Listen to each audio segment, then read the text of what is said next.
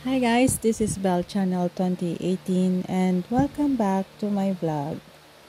Sa halos isang taon na pag-ere ng Kapamilya action drama series na The Iron Heart, napakaraming magagandang alaala ni Dimples Romana.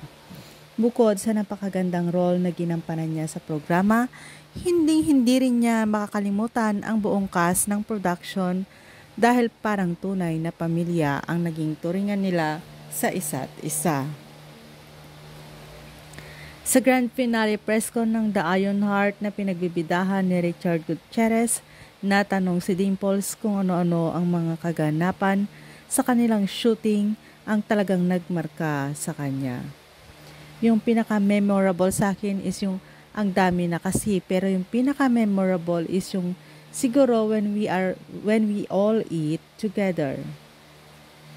Nagsasalo-salo together kami kasi masarap din yung pinuntahan namin eh. Like yung sa Cebu, masarap yung lechon and foods.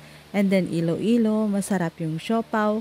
I think the most common thing na hindi ko malalimutan sa cast at sa crew din his pagbabahagi ng award-winning actress. Patuloy pa ni Dimples, alam mo kami sa init, sa lamig. Parang it's a marriage with different kinds of people.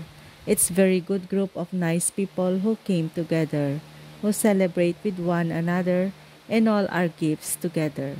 Kasi ang Iron Heart naman ay hindi lang ito nasa table na ito.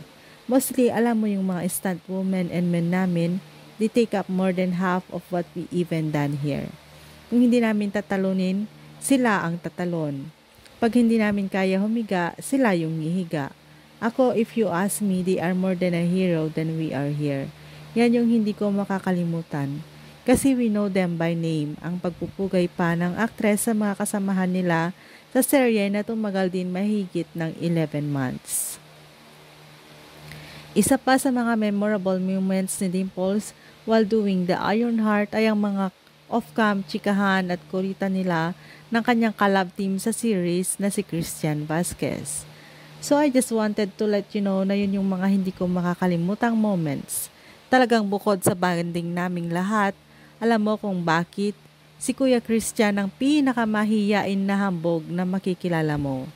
Kung alam mo ba, para maging si Orcus siya, 2 hours ko siyang binobola bago yung eksena. Gwapo talaga ni Kuya. Grabe talaga yung abs na yan. Grabe talaga. Alam mo, para na nga akong Ilonggo kapag nagsasalita kasi ganun siya. Alam mo bakit siya nakayakap sa akin? Kasi may binubulong, tama raw kasi nanonood si Ate Ara. Ang jowa ni Christian, ha. Maganda din yun, chika pa ng actress. Dugtong pa niya, so basically we were very collaborative. Kami lalo ni Kuya. We work hand in hand, kumbaga makulit kami kaya nagwo-work.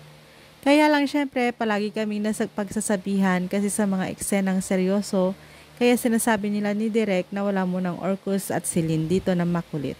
Ha. Samantala, pinapurihan din niya ang staff ng crew ng The Iron Heart.